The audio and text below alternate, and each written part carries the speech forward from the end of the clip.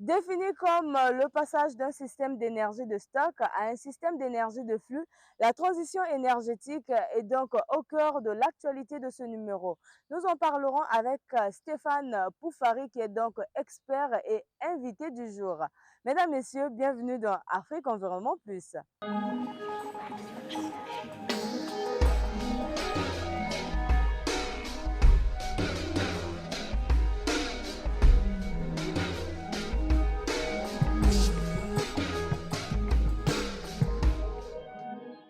Qui est Stéphane Poufari et qu'est-ce qui caractérise son expérience professionnelle? Mesdames, Messieurs, le tout à découvrir dans ce portrait. Stéphane Poufari est fondateur et directeur général de l'association Énergie 2050. Depuis près de 40 ans, il travaille sur les enjeux du développement durable et de la transition climatique tout en collaborant avec de nombreuses institutions internationales et nationales. Stéphane Poufari a initié, coordonné et contribué à la mise en œuvre de plus de 250 projets internationaux dans plus d'une centaine de pays. Il est spécialiste du développement et de la mise en œuvre de stratégies de lutte contre le changement climatique. Il apporte également son apport dans les projets de programmes de développement bas carbone à fort potentiel d'innovation, notamment dans les domaines de l'atténuation, de l'adaptation et de la résilience des villes et territoires durables. Les projets autour de l'économie circulaire ainsi que les programmes de renforcement des capacités et d'accès au financement climatique sont aussi ses domaines de prédilection.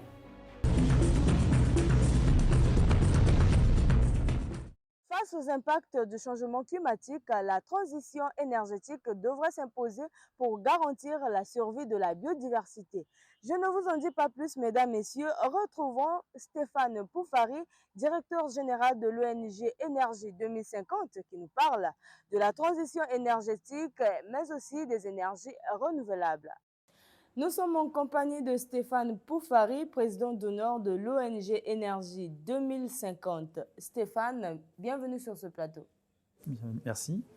Nous parlons de transition énergétique, mais avant, Énergie 2050, qu'est-ce que c'est concrètement?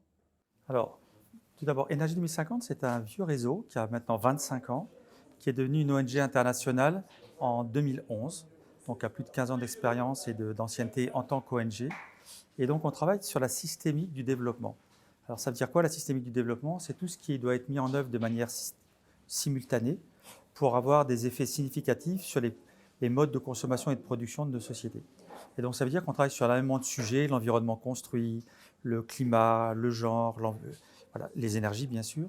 Et on travaille avec des gouvernements locaux et des coalitions multi-acteurs, de manière à la fois influencer les cadres de mise en œuvre, mais aussi la territorialisation, l'opérationnalisation, et enfin, via des projets concrets, toujours pour travailler sur des solutions. Et notre objectif, c'est de démultiplier ces solutions, de manière à un moment donné, rendre séduisante la transition, parce qu'on sait très bien que si on impose un changement, ça ne marchera pas. C'est d'ailleurs pourquoi ça ne marche pas aujourd'hui. Et donc, toutes ces solutions-là, en fait, c'est elles qui sont les petites pépites, on appelle ça, qui doivent faire qu'à un moment donné, à la fois parce qu'il y aura des opportunités économiques, environnementales et aussi sociales, bien évidemment, et bien finalement, il y aura un basculement et il y aura une transition. Le tout sous couvert des objectifs scientifiques, de respecter les trajectoires du climat, et bien sûr de développement pour un développement partagé, inclusif et solidaire. Vous prenez la grande transition énergétique, pourtant la crise climatique ne cesse de battre le record.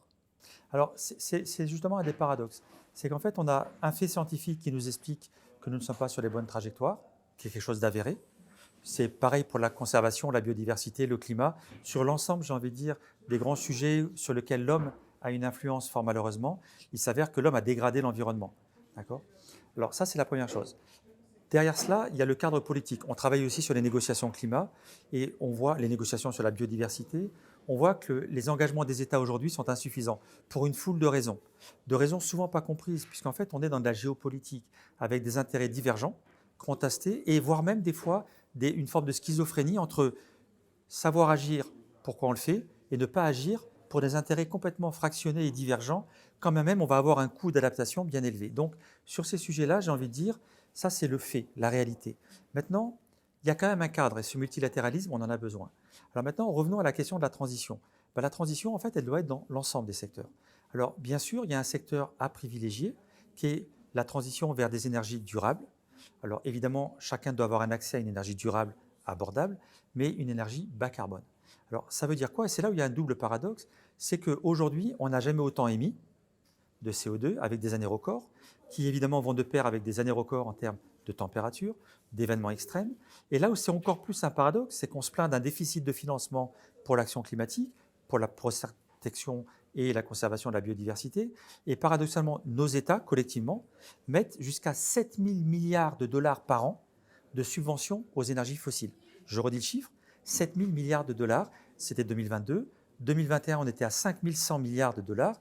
Alors, quand on parle des besoins d'adaptation de 3 000 milliards de dollars par an, là, on voit bien qu'on est dans des ratios un peu schizophrènes. Et quand on voit qu'à la fin de la COP29, on a mis sur la table, grosso modo, des engagements de 300 milliards par an pour la question climatique, là, on voit bien qu'à un moment donné, on a une ressource, mais on a tellement d'énergie fossile, on est tellement habitué à cette consommation nocive, et pour des intérêts assez incroyablement contradictoires, qu'à un moment donné, on continue et on augmente le déficit d'adaptation et la vulnérabilité de nos sociétés. Et donc, la grande transition, c'est questionner tous les usages de l'énergie. Évidemment, prenez vers une sortie des énergies fossiles, alors qui doit se faire dans la durée. Bien évidemment, il y a des pays en développement qui ont des ressources. Alors, la question n'est pas de dire, mais ils ne doivent pas l'exploiter, puisque ce sont des pays en développement. Donc, bien évidemment, par contre, il y a des économies qui ont déjà tiré profit et qui, elles, doivent s'engager dans la transition. Alors, juste pour que vous compreniez, si on veut rester dans la fenêtre des 1,5 degrés ou des 2 degrés, on doit laisser sous terre à peu près entre 85 et 95% du stock d'énergie fossile disponible d'aujourd'hui. Vous entendez le chiffre. Donc, c'est colossal. Donc, soit on se dit, on abandonne l'objectif de rester dans une fenêtre climato-compatible et on va avoir un coût social, un coût environnemental avec migration, événements extrêmes, sécheresse, précarité alimentaire, famine. Donc, on le voit bien. Et là, on continue dans ce système qui se dégrade et avec évidemment des conséquences colossales. Soit alors, on va vers une transition et on doit trouver une économie pour faire cette transition de manière élégante avec des pays qui effectivement vont devoir se reconditionner et des pays qui vont pouvoir utiliser ces ressources-là pour que l'ensemble de l'économie mondiale se réorganise progressivement et évidemment adopte des solutions sobres en carbone pour les usages de l'énergie, dont les énergies renouvelables qui sont des filières matures. Les énergies renouvelables sont au cœur de l'actualité. Que faire donc pour y parvenir? Alors oui et non, c'est vraiment une question de coût et de choix. Premier point, il y a des pays qui l'ont déjà fait. Je vais citer l'exemple. Le Maroc a déjà mis en place une politique de sortie des subventions aux énergies fossiles. Ce qui veut dire que du coup, on remet un équilibre naturel entre le coût des énergies fossiles, d'accord, et les autres énergies. Parce que si vous subventionnez des énergies qui déjà, d'accord, ont des effets négatifs, évidemment, vous créez une concurrence déloyale. Ça, c'est la première chose. La deuxième chose, c'est qu'on sait faire différemment. Et même les pays qui ont énormément de ressources, notamment financières, les pays du Golfe par exemple, mais pas que, d'accord, la Chine avec le charbon ou d'autres pays, ont déjà bénéficié de ces ressources. Nous, certains pays dits développés n'ont pas ces ressources. Donc de toutes les manières, elles sont obligées d'aller vers une transition ou alors elles continuent à s'approvisionner en générant toutes les chaînes néfastes que l'on connaît au niveau des effets carbone. Donc, que ce soit difficile ou pas, j'ai envie de dire, et là je vais reprendre des paroles d'amis négociateurs africains, mais on n'a pas le choix. En fait, on a une exigence de résultat parce que sinon le coût environnemental, le coût climatique va être tellement conséquent avec des zones qui vont devenir impropres à la vie humaine et à la production alimentaire, qu'à un moment donné, j'ai envie de dire, c'est presque l'équation en se disant, bon, est-ce que je le fais parce que quelque part, je pense qu'il y a une transition qui est possible, ou est-ce que je le fais tout en sachant que je joue à la roulette russe dans un pistolet où je n'ai pas de balle enlevée et je suis sûr de, à la fin, prendre une balle. Ça n'a absolument aucun sens. Donc oui, on doit le faire. Et là où c'est la bonne nouvelle, c'est qu'on a des solutions sur quasiment tous les secteurs.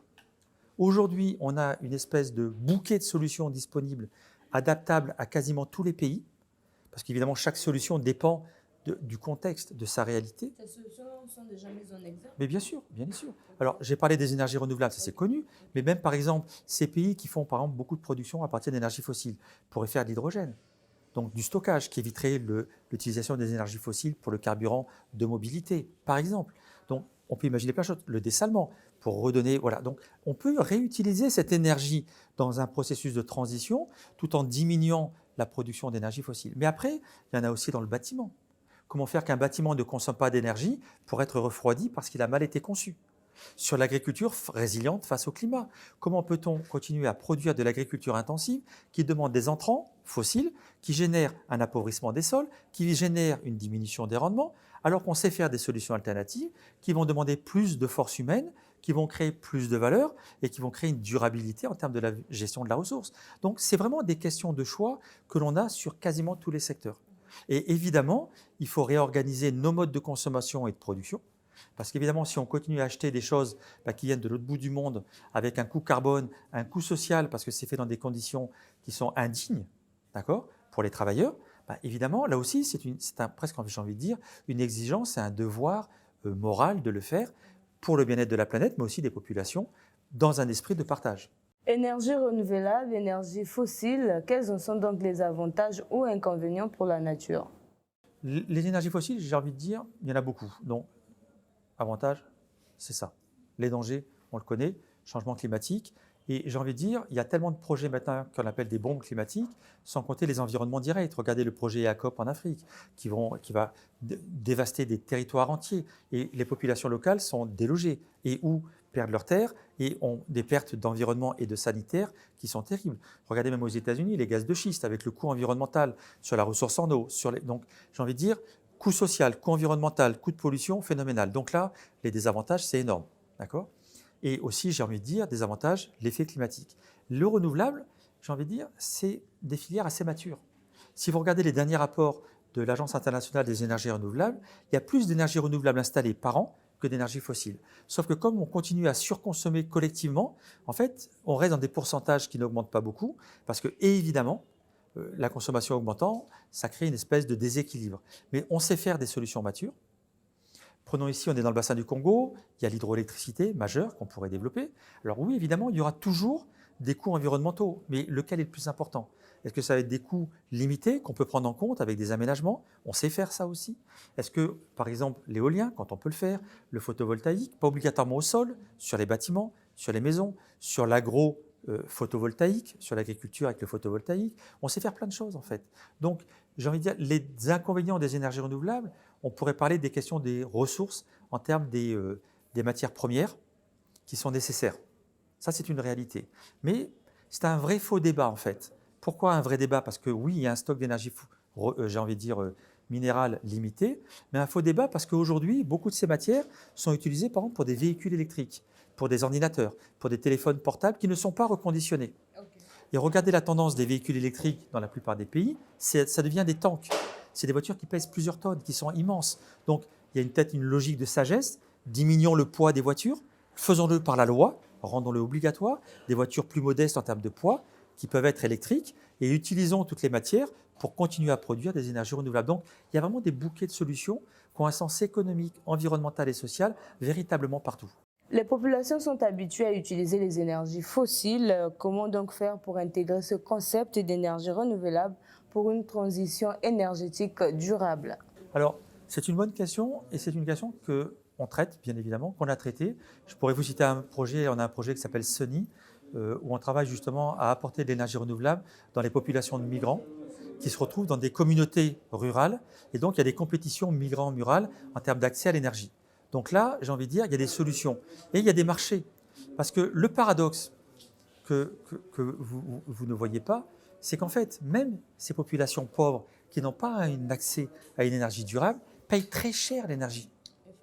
C'est-à-dire le coût du service énergétique rendu, en fait, il est beaucoup plus cher que nous qui sommes connectés au réseau, quand même on a des énergies fossiles qui aménagent le réseau. Donc c'est un paradoxe. Donc le pauvre paye plus cher un accès à un service énergétique dégradé et de mauvaise qualité, et souvent carboné, et qui en plus génère des problèmes sanitaires. Donc vous voyez bien, c'est tout un paradoxe en fait. Et donc oui, on doit accompagner ces populations. Il y a des solutions qui existent, on doit les accompagner, il faut proposer autre chose.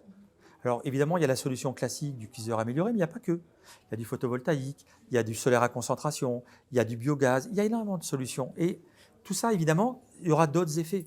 Quelqu'un qui ne va plus faire du bois de collecte, du charbon végétal ou autre, qu'est-ce qu'il va faire? Il va utiliser d'autres types d'énergie. La biodiversité va pouvoir faire d'autres services écosystémiques et donc participer aussi à la régénération des sols, le stockage, de la climatisation naturelle dans des environnements construits. Donc il y a plein de choses qui existent et tout ça évidemment, c'est ce que j'appelais tout à l'heure, mettre en place des solutions qui vont être au plus près des besoins et de la réalité du territoire dans lequel on les met en œuvre. Mais la bonne nouvelle, c'est qu'on a des bouquets de solutions. Là, on parle beaucoup de l'énergie, mais sur quasiment tous les sujets, on a des bouquets de solutions. Et c'est ça qui est formidable, et j'ai envie de dire qui est presque la bonne nouvelle, c'est que ne pas les appliquer aujourd'hui, ça devient une faute, parce que peut-être qu'il y a 20 ans, 30 ans, il y avait un coût, mais aujourd'hui, c'est fini. Ce sont des solutions qui ont un coût social, environnemental et évidemment climatique positif. Les panneaux solaires font-ils partie des mécanismes de transition d'énergie renouvelable? C'est une des pièces du puzzle. En fait, il n'y a pas une solution majeure. Ça va répondre à plein de logiques. Il y aura des mini-réseaux, il y aura des réseaux isolés, il y aura des consommateurs déconnectés du réseau. Donc j'ai envie de dire, ils participent. Il faut les mettre évidemment, on peut prendre des exemples, même dans les pays du Golfe d'ailleurs, comme étant des installations de 5 gigawatts, ce qui est énorme. C'est des multiples terrains de football côte à côte qui font. Donc ça participe de la solution. On peut même l'utiliser comme un élément d'habitat pour par exemple participer à refroidir un bâtiment en faisant une double pot. On peut faire plein de choses. Donc j'ai envie de dire oui, ce n'est pas la solution ultime. Après maintenant on sait faire aussi du recyclage parce qu'il y a une rareté des ressources. Mais on sait faire. C'est pareil. En fait j'ai envie de dire c'est justement ça le paradoxe. On a été très critique vis-à-vis de ces filières. Et nous, moi, ça fait 40 ans que je travaille sur ces sujets climatiques et je dois avouer que c'est un peu injuste comme procès d'intention. Pourquoi? Parce qu'on a voulu que des filières qui n'avaient pas le même mécanisme de soutien et qui n'avaient pas les mêmes conséquences négatives aient une vertu pire que ce que l'on demandait à des filières nocives. Donc avant, on ne recyclait pas les batteries, c'est vrai. Avant, on ne recyclait pas les panneaux. C'est une bêtise. Aujourd'hui, on sait tout recycler. Donc, bien sûr qu'il y a un coût pour créer une filière de recyclage, mais ça crée de l'emploi.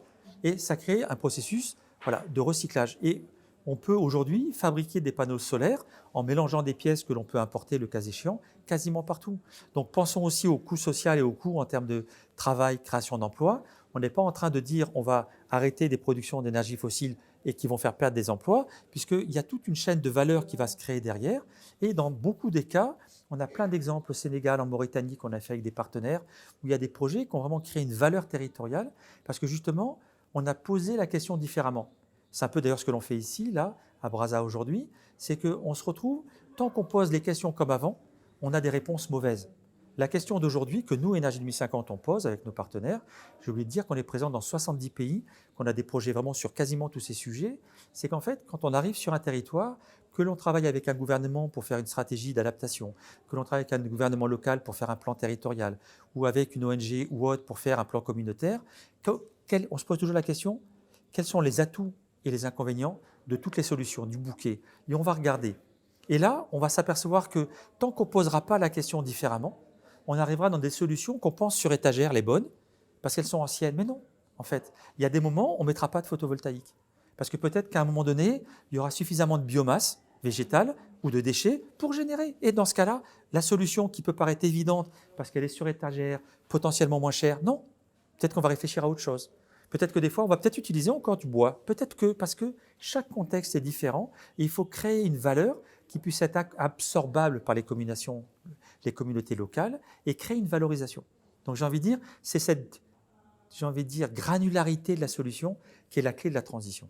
2050 est certainement l'année idéale pour vous afin d'atteindre la transition énergétique. Mais après, qu'adviendra-t-il?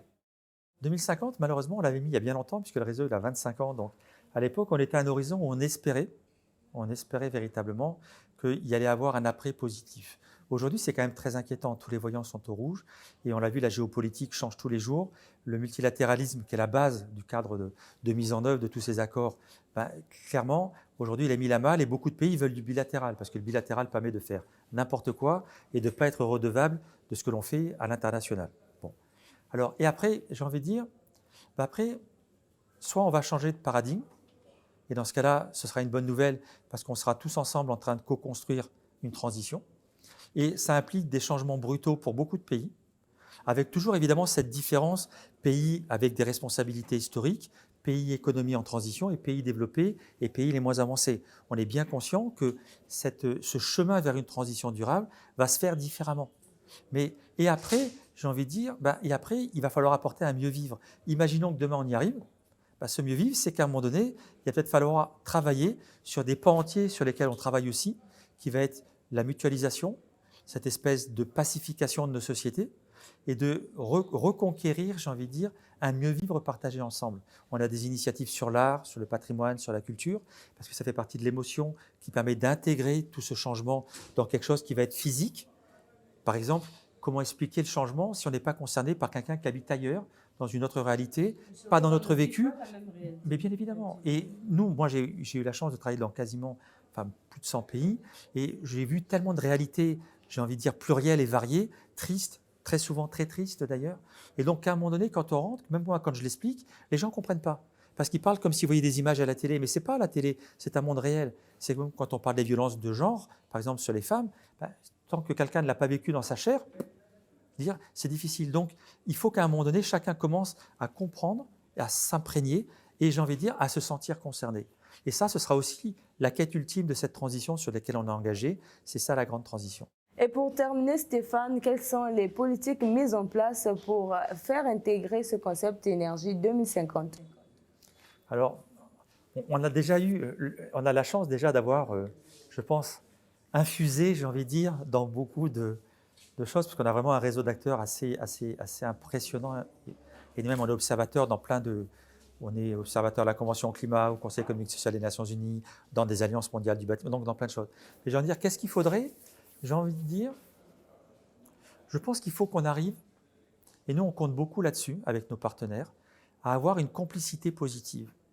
Parce que nous pensons, et c'est pour ça qu'on a aussi cette initiative Ars Planet sur l'art, et la culture et le patrimoine, on pense qu'aujourd'hui, il faut qu'on ait tous un supplément d'émotion et d'âme. Le développement ne peut plus être ce qu'il a été ces 100, ces X dernières années.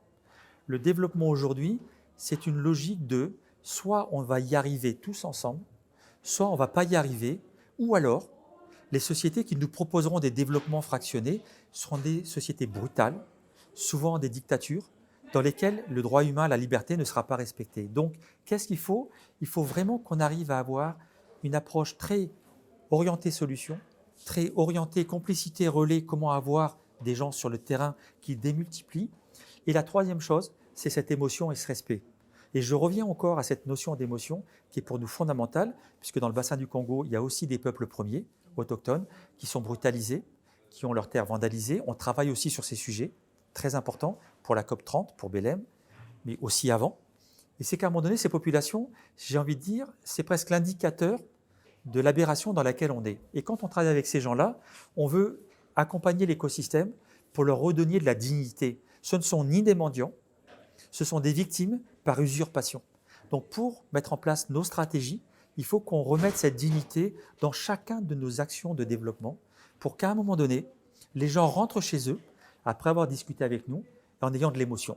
Et moi, j'insiste sur cette émotion parce qu'elle est fondamentale. Moi, elle me guide depuis des décennies. Vous devez rentrer le soir en ayant du pétillement dans les yeux, en vous disant « ça a du sens, je peux nourrir ma famille, je peux contribuer à l'économie de mon pays, de mon entreprise, tout en essayant aussi de contribuer à ce grand changement. » Ça demande une espèce de rigueur, mais ça s'appelle l'humanisme, le vrai humanisme, et je pense que c'est la seule solution. Merci Stéphane Poufari pour votre expertise. Je rappelle que vous êtes le président d'honneur de l'ONG Énergie 2050. C'était donc un honneur pour nous de vous recevoir sur ce plateau. Avec grand plaisir. Mesdames, Messieurs, expertise s'en est terminée. Afrique Environnement Plus se poursuit. En parlant d'énergie renouvelable, la société XAL s'est donc lancée dans la production des panneaux solaires. C'est donc une alternative à des coupures d'électricité. Retrouvons donc l'un de ses techniciens, Alexandre Mapingou, qui nous explique le fonctionnement de ces panneaux solaires. Les kits solaires, donc vous avez trois composants, une plaque solaire, un onduleur et une batterie. Alors, c'est la luminosité du soleil du jour qui tape sur le panneau. Le panneau envoie le courant à l'onduleur et après l'onduleur il dispatche. Ça veut dire soit il va dispatcher sur vos batteries pour les charger, soit dans votre circuit électrique pour alimenter votre maison. Alors nous allons proposer des kits solaires de 3 kVA à la montée, toujours à la disponibilité, aux besoins du client, ça comme ça. Donc le 3 kVA c'est un kit qui est composé de 6 panneaux de 430 watts crête, un onduleur de 3 kVA et une batterie lithium de 3 kW. Bon, approximativement, ça peut alimenter une télévision, prise, ordinateur, congélateur, réfrigérateur et climatiseur. C'est vraiment une manière de remplacer, je dirais plus une alternative au groupe électrogène qui pollue énormément. C'est de manière de combattre la pollution, déjà d'une, d'être dans les énergies renouvelables et 3, être dans la protection de la nature, puisque l'énergie solaire ne pollue pas. C'est propre, c'est de l'énergie propre, et c'est gratuit, parce que justement le soleil, on en a tous les jours au Congo. Donc je sais qu'il y a beaucoup de gens qui disent oui, mais pendant la saison des pluies, il n'y a pas beaucoup de soleil. La réponse que je donne à ces gens un peu sceptiques, si je peux me permettre, on a, même en saison des pluies, le soleil tape encore plus qu'en Europe. Et en Europe, ils ont des panneaux solaires. Vous prenez la France, la Belgique, tous les pays. Donc, ça n'a rien à voir avec le temps. Non, non, il y a toujours assez de rayonnement de jour pour pouvoir alimenter vos panneaux. Puisque je sais que l'énergie solaire n'est pas encore très connue et très populaire, surtout en République du Congo, mais ça commence à venir petit à petit. Beaucoup de gens diront, même si vous avez eu à me poser la question qu'avant, j'aurais dit que c'était un problème de coût. Mais maintenant, grâce au kit XOIC, où vous avez des modalités de paiement en 1 année, en 2 ans, là, ça peut devenir un peu plus accessible pour les gens. Parce que c'est vraiment un très, très bon palliatif au groupe électrogène. Avant de nous séparer, chers téléspectateurs et internautes, découvrons l'agenda environnemental national et international. Le partenariat des forêts du bassin du Congo, PFBC, organise du 10 au 11 juillet 2025 à Libreville, au Gabon, la conférence sur la criminalité environnementale et le conflit homme-faune. Ce rendez-vous incontournable vise à rassembler les principaux acteurs et réseaux d'Afrique centrale ainsi qu'internationaux pour discuter des enjeux urgents liés à la criminalité environnementale, à la déforestation illégale et au conflit croissant entre l'homme et la faune. À cet effet, des espaces dédiés au réseautage, à l'apprentissage et au partage d'informations seront mis en place. La 20e session de la conférence ministérielle africaine sur l'environnement, CEMAE20, se tiendra du 14 au 18 juillet 2025 à Nairobi au Kenya. C'est donc une conférence axée sur les actions environnementales en Afrique. Je pense que le coût de l'énergie descendra lorsque nous passerons à l'énergie renouvelable. C'est donc par ces mots de l'homme d'affaires et politique Albert Arnold de Gore, dit Al Gore, que nous bouclons ce numéro. Mesdames, Messieurs, merci d'avoir été des nôtres.